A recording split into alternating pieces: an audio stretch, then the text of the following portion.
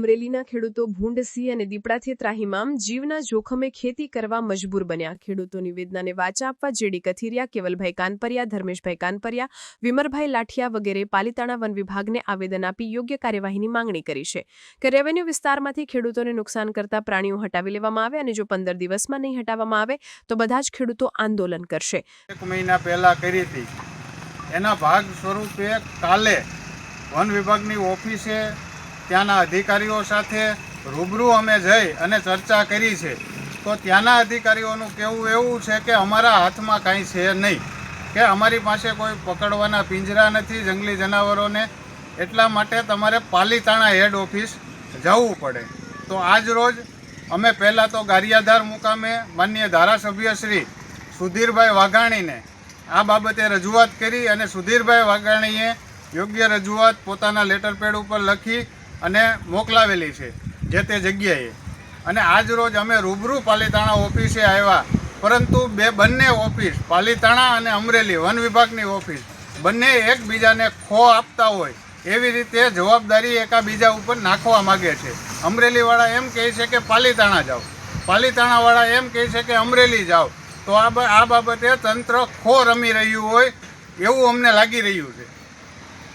તો આ બાબતે યોગ્ય રજૂઆત થાય અને બધા જ ખેડૂતો, બધાને પ્રોબ્લેમ બધા ખેડૂતોને છે અને બધા ત્રાહિમામ પોકારી ઉઠ્યા છે, ત્યારે આ બાબતે 15 દિવસમાં પાલિતાણા ઓફિસ હોય કે અમરેલી ઓફિસ હોય તો 15 દિવસમાં જો કોઈ યોગ્ય નિર્ણય નહીં લેવામાં આવે તો જે તે હેડ ઓફિસે આંદોલન કરવામાં આવશે। આજે ભાઈ કેવલભાઈએ જેમ કીધું એમ આજે કાલે અમે બંને અને સાથી અમારા 2-4 સાથી મિત્રો અમરેલી ગયા હતા અને અમારી રજૂઆત એક જ છે કે આ ગુજરાત અને આ અમરેલી જિલ્લો ખેડૂત પ્રધાન દેશ છે અને ખેડૂત પ્રધાન જિલ્લો છે। તો આ જિલ્લાની અંદર અમે કાલે રજૂઆત કરી કે રોજ ભૂંડ સિંહ અને દીપડાનો ખૂબ મોટો ખેડૂતને ત્રાસ છે। તો એના ભાગરૂપે અમે કાલે અમરેલી ગયા અને અમરેલીથી જે અધિકારીઓ હતા એમણે એવું કીધું કે અમારી પાસે એક સાપ પકડવો હોય તો એની સ્ટીક પણ અમારી પાસે નથી। તો અમે એમને પૂછ્યું ભાઈ ક્યાં જવાનું, તો એણે એવું કીધું કે તમારે અહીંથી 78 કિલોમીટર એટલે કે પાલિતાણા જવું પડશે। તો પાલિતાણા મુકામે અમે આજે આવ્યા છીએ। અમારી સાથે ધર્મેશભાઈ કાનપરિયા, આકાશભાઈ કેવલભાઈ કાનપરિયા, ભાઈ અમારા વિમલભાઈ લાઠિયા અને મિલનભાઈ સોરઠિયા, અમે 5 જણ અહીંયા આવ્યા છીએ। અને આજે અહીંયા આવવામાં અમે 78 કિલોમીટરના ધક્કા ખાવા છતાં અમને અધિકારી મળ્યા નથી। અને એ અધિકારી એટલે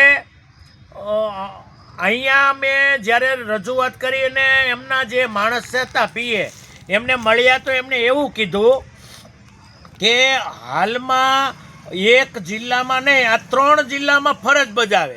હાલમાં તે ભાવનગર છે અને બોટાદ જિલ્લો સંભાળે છે અને અત્યારે અહીંયા એમની ઓફિસ છે।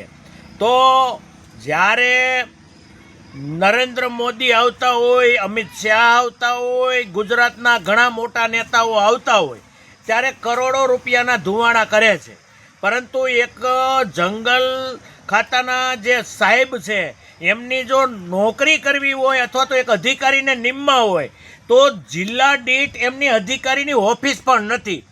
તો હું તો આ તમામ લોકોને વિનંતી કરું છું કે ખરેખર જો હવે પછી અમે જે રજૂઆત કરી છે માન્ય હમણાં ભાઈ શ્રી કેવલભાઈએ કીધું એમ અમે ધારાસભ્ય શ્રી સુધીરભાઈ વાઘાણીને પણ મળ્યા છીએ અને 15 દિવસનું અત્યારે અમે એમને અલ્ટિમેટમ આપ્યું છે કે 15 દિવસની અંદર અમારું જો શેત્રુજી જે વિભાગ છે, શેત્રુજી નદી એમના બંને સાઈડ જે ગામડા આવે છે એમાં તમામ રોજ ભૂંડ અને સિંહ દીપડાનો ત્રાસ છે। જો આ 15 દિવસની અંદર જો અહીંથી હટાવવામાં નહીં આવે તો અમે ઉગ્ર આંદોલન કરવાના છીએ અને ત્યાર પછી જે કંઈ થાય એ જવાબદારી તમામ તંત્રની રહેશે અને આ વિસ્તારના જે તે અધિકારી જે તે વિસ્તારમાંથી સાંસદ ધારાસભ્યશ્રી હોય એમને તમામની આ જવાબદારી રહેશે. આગળ હવે ધર્મેશભાઈ પણ એક બે સવાલ કહેશે. અત્યારે જે આપણે જોઈ રહ્યા છીએ એમાં મોટો પ્રશ્ન છે ખેડૂતો, કે જેને આપણે અન્નદાતા કહીએ છીએ. અત્યારે અન્નદાતા છે એ ત્રાહિમામ પોકારી ઉઠ્યો છે. એક તો આ કુદરતી કહેર અને સાથે સાથે આ જંગલી જાનવર એટલે કે રોજ, ભૂંડ, સિંહ, દીપડા એના ત્રાસથી લોકો પહેલાં તો ખેતરની અંદર જાતા અટકે છે, અને જો કદાચ મોલત સારી હોય તો રોજ અને ભૂંડ એનો નખો જ વાળી દે છે. તો ખેડૂત જાય તો ક્યાં જાય? તંત્ર પાસે જાય છે. તો આ તંત્ર છે એ આખું આડા કાન કરે છે. તો મારી આ તંત્રને એક ચેલેન્જ છે કે જો આની અંદર આ રોજ, ભૂંડ, સિંહ, દીપડાના ત્રાસમાંથી જો આ ખેડૂતને ઉગારવામાં નહીં આવે તો ખેડૂતો દ્વારા ટૂંક સમયમાં એટલે કે આગામી દિવસોમાં ખૂબ મોટા પાયે આંદોલન કરવામાં આવશે. અને ત્યારે આ તંત્ર છે એ સાનુમૂનું એટલે કે ચૂપચાપ બેસી શકશે નહીં. તો ત્યારે જે થાય એના કરતાં અત્યારે જ આ તંત્રની આંખો ખુલે અને આ ખેડૂતોની વેદનાને વાચા આપે એવી મારી નમ્ર અપીલ